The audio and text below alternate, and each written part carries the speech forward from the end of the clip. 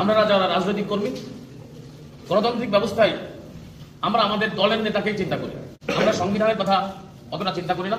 আমরা যারা পরিবার থেকে আসি, সর্বপ্রথম আমার পরিবারের মধ্যেই দেখে আসছে স্বৈরাচারী ভাব, কখনো মাতা, কখনো পিতা, আবার কখনো 16 থেকে 18 বছরের যে সন্তান, সে যদি বকে যায়, সেও আর স্বৈরাচার হিসেবে আসে। আবার এদেশে রাজনৈতিকভাবে একটি গোষ্ঠী আছে, তারা ধর্মের উপরে ভর করে রাজনীতি করে। তারা এমন সময় আছে, মুসলমান ধর্মাবলম্বী যারা ইসলামের সাথে সম্পৃক্ত, তারা কোরআন হাদিসের ব্যাখ্যা তাদের মতো করে দেয়। আবার যদি সনাতনী কেউ দল করে, তারা তাদের মতো করেই তাদের দেবদেবী হোক, তাদের ধর্মগ্রন্থের আলোকে চলে। আমরা যদি পারিবারিকভাবে, সামাজিকভাবে সঠিক শিক্ষায় শিক্ষিত না হতে পারি, অবকাঠামোগত উন্নয়ন না হয়, রাস্তাঘাট উন্নয়ন না হয়, সামাজিক, আজকে আমরা ইদানিং লক্ষ্য করছি বিগত 1 বছর ধরে সামাজিক যে গণমাধ্যম, ফেসবুক, টুইটার, বিভিন্ন গণমাধ্যম রয়েছে, সেখানে এক শ্রেণীর মানুষ আজকে তারা সত্যের পথে, ন্যায়ের পথে কথা বলে 10, 20, 30টা ফেসবুক আইডি খুলে বিভিন্ন মানুষের সমালোচনা করে কঠোরভাবে, আর এআই এর মাধ্যমে ক্ষমতা অপব্যবহার করে বিভিন্ন মানুষকে বিকৃত করে উপস্থাপন করে।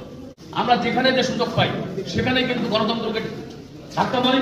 পাশাপাশি আমার যদি অ্যাবিলিটি থাকে, শরীরকে কিভাবে ফাঁকি দেবো এটা চিন্তা করি। প্রথম বাড়ির ভাই বোনদের দিই, তারপরে আমাদের ফুপুদেরকে দিই, পারিবারিকভাবে পরিস্থিতিদের দেওয়ার চেষ্টা করি। এইভাবে আমাদের মানসিকতা গড়ে উঠেছে এই রাষ্ট্রীয় ব্যবস্থায় ভিন্ন আকৃতিতে।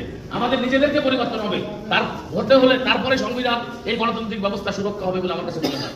কিন্তু আমরা দেখতে পেলাম কি, এই ছাত্র সমাজের পক্ষ থেকে তারা যারা 20 টাকা বা 30 টাকায় বিশ্ববিদ্যালয় মিল খেত, তাদের পিছনেও কিন্তু একটি করে বাজারো গাড়ি। এবং তারা এই তত্ত্বাবধায়ক সরকার ব্যবস্থার মধ্যে যারা এই অন্তর্বর্তীকালীন সরকার রয়েছে, তারা তাদেরকে উৎসাহিত করে কিভাবে তারা অসৎ হবে। আমরা যারা সচিবালয় ব্যবস্থা দেখেছি, যেখানে 1.5 বছর আগে একটি দুঃশাসনের আমল ছিল, তার থেকে খরচ খরচা কিন্তু বেড়ে গেছে।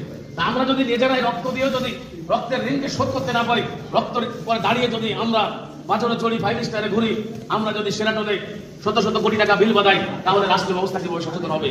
আমি বলতে চাই, একজন রাজনৈতিক কর্মী হিসাবে আমাদের সকলকে সচেতন হতে হবে, সৎ হতে হবে, আমাদের কর্মমুখী হতে হবে, আমাদের কাজ করে আমাদের নিজের জীবন জীবিকা, পরিবারের জীবন নির্বাহ করতে হবে। পাশাপাশি মানুষকে, সমাজে আমরা যদি মুসলমান হয়ে থাকি, কোরআন হাদিসের আলোকে করার চেষ্টা করতে হবে। শিক্ষিত সচেতন ছাড়া আমাদের এই রাষ্ট্রকে করা সম্ভব নয়। সর্বপ্রথম আমাদেরকে মানসিক মূল্যবোধ, পারিবারিক মূল্যবোধ, সামাজিক মূল্যবোধ, রাষ্ট্রীয় মূল্যবোধ সৃষ্টি না করতে পারে, এদেশের যতই সংবিধান লিখি, যতই ভোট টেবিল বৈঠক করি, এটার থেকে আমরা রেহাই পাবো না। আমাদের শিক্ষা হয় না 71-এ বা পরবর্তী পর্যায়ে গণতন্ত্রের জন্য 90 সালে ছাত্র সমাজ রক্ত দিয়েছিল। আমাদের শিক্ষা হয় না 24-এ গণতান্ত্রিক আন্দোলনের জন্য ছাত্রদের অধিকার আদায়, সেটাকে রাষ্ট্রীয় ব্যবস্থা একটা দুঃশাসনের পতন হয়েছিল। আমরা সব ভুলে যাই। তাই আমি সকলকে আহ্বান জানাই, আমরা সচেতন হই, সুন্দর হই। আমার জীবনের পরে আগে গণতন্ত্র পথচর্চা করি, তারপরে রাষ্ট্রের পরে করি। ইনশাআল্লাহ অচিরে বাংলাদেশের সচেতন নাগরিক সৃষ্টি হবে, সংবিধানের আলোকে গণতন্ত্র টেকসই হবে, এবং নির্বাচন ব্যবস্থা শক্তিশালী হবে। এবং নির্বাচন ব্যবস্থা শক্তি হলে সঠিক প্রতিনিধি নির্বাচিত হবে, এবং সঠিক প্রতিনিধিদের মাধ্যমে রাষ্ট্রীয় অবকাঠামো শক্তিশালী হবে। সকলকে ধন্যবাদ জানিয়ে আমি আমার কথা শেষ করছি। আল্লাহ, আসসালামু আলাইকুম ওয়া রাহমাতুল্লাহি।